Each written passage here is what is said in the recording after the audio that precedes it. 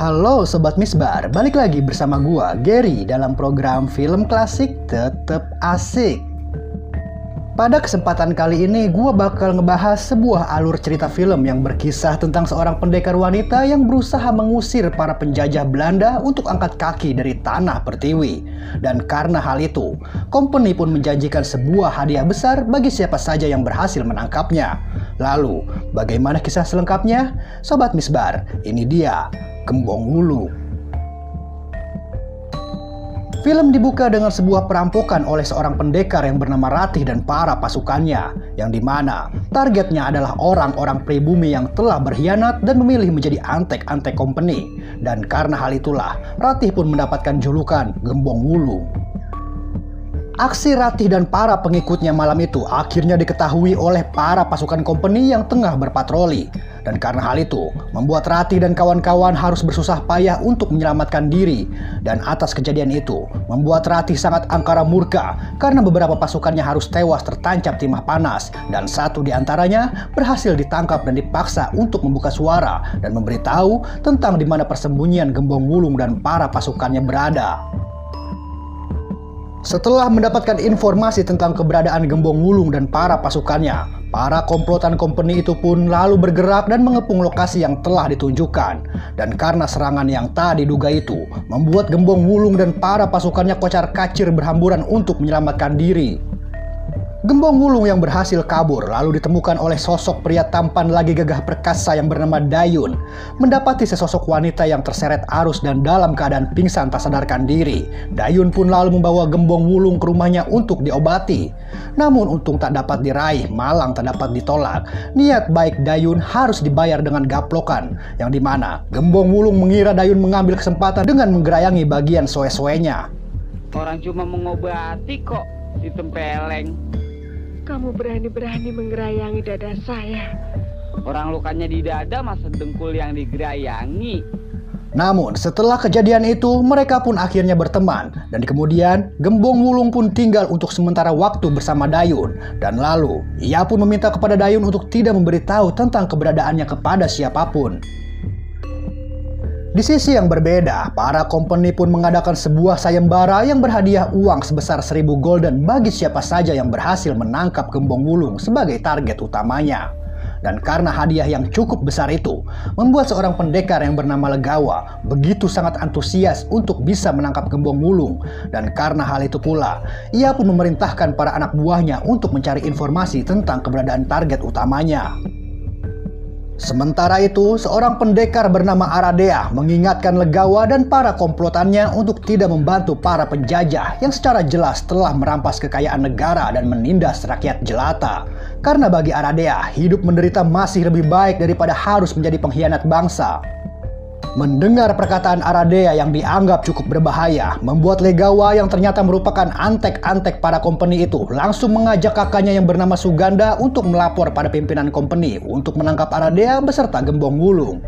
Suganda sendiri adalah orang yang sangat berjasa karena telah membantu company untuk menangkap ayah Gembong Wulung yang dicap sebagai pemberontak kelas kakap oleh para pasukan company. Hingga pada suatu ketika, keberadaan Gembong Wulung pun akhirnya terendus oleh Legawa dan para pasukannya. Dan oleh sebab itu, mereka pun langsung mengepung dan berusaha untuk menangkap Gembong Wulung. Namun beruntung, Aradea yang ternyata mengikuti pergerakan Legawa dan kawan-kawan akhirnya datang dan berhasil menghabisi mereka dengan sangat mudah. Sementara Legawa lebih memilih melarikan diri dikarenakan ia menyadari ilmu yang ia miliki takkan sanggup mengalahkan Aradea yang ternyata sangat sakti. Kedatangan Aradea yang telah membantunya membuat Gembong Wulung sempat menaruh curiga dengan menuduh Aradea sebagai orang yang juga ingin menangkapnya. Aradea pun lalu menjelaskan bahwa ia ditugaskan oleh gurunya untuk mengusir para penjajah. Namun Gembong Wulung yang masih tidak percaya akhirnya membuat Aradea pergi meninggalkan mereka begitu saja. Hingga pada malam harinya, Gembong Wulung pun menguji nyali dengan menyusup masuk ke dalam markas company seorang diri. Ia pun menyelinap mengendap-endap untuk menyelamatkan ayahnya yang telah lama ditahan oleh para company. Namun naas, Gembong Wulung berhasil dikepung dan ditangkap oleh para pasukan company. Tertangkapnya Gembong Wulung kemudian langsung diumumkan kepada seluruh warga untuk menyaksikan hukuman mati kepada buronan seksi yang satu ini. Namun, lagi-lagi Gembong Wulung berhasil ditolong oleh Aradea yang datang menyelamatkannya. Dan dari sinilah Gembong Wulung pun akhirnya percaya bahwa Aradea bukanlah orang yang seperti ia duga sebelumnya.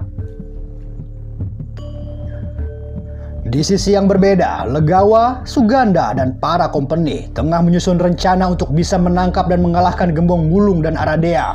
Dan hingga pada keesokan harinya, Legawa CS pun berhasil menangkap Dayun yang tengah asik menjala. Sedangkan Gembong Wulung dan Aradea tiba-tiba saja diserang oleh Legawa dan Suganda, sehingga terjadilah pertarungan di antara mereka.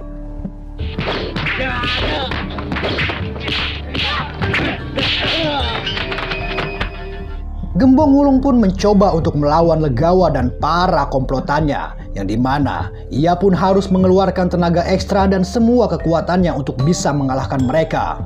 Namun Gembong Wulung yang sudah tak berdaya akhirnya dibawa pergi oleh salah satu pengikutnya yang secara tersengaja melihat pertarungan mereka. Sementara Aradea harus bersusah payah menghadapi Suganda yang secara teknis lebih sakti dibandingkan dengan dirinya. Serangan Aradea pun tak ada apa-apanya bagi Suganda, hingga pada akhirnya Aradea pun harus mengakui kekalahannya di tangan Suganda.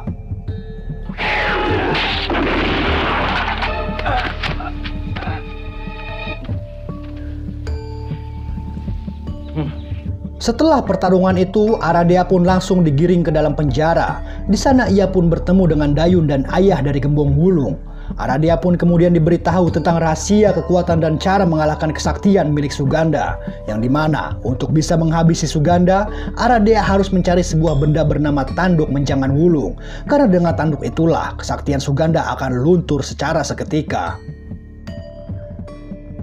Setelah mendapati wejangan tersebut, Aradea dan Dayun pun akhirnya kabur dari Bui dengan cara menjebol tembok Bui markas company tersebut. Yang dimana setelah pelarian itu, Aradea dan Gembong Wulung pun mencari dan akhirnya berhasil mendapatkan benda sakti yang tengah mereka cari. Sebaiknya kau yang menggunakannya. Setelah itu, Legawa, Suganda beserta para rombongannya mendapatkan sebuah kabar bahwa Aradea tengah menghajar seorang pimpinan company. Mendengar kabar itu, mereka pun langsung bergegas pergi dan kemudian pertarungan di antara pendekar-pendekar sakti itu pun kembali terjadi.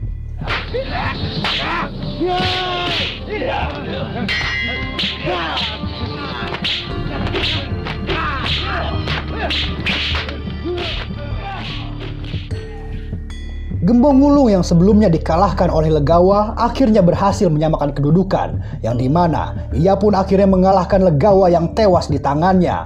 Mendapati adiknya harus meregang nyawa, Suganda pun terlihat sangat angkara murka, dan lalu ia pun menyerang Gembong Wulung dan Aradea secara membabi buta.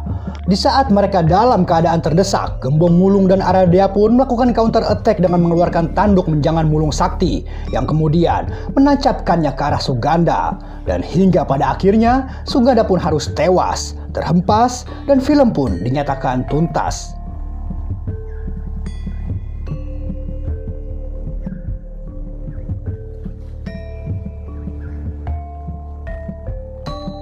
Oke Sobat Misbar, gak kerasa ya kita udah ada di penghujung cerita. Akhir kata gua Gary beserta kru yang masih belum ada yang bertugas mengucapkan sampai jumpa.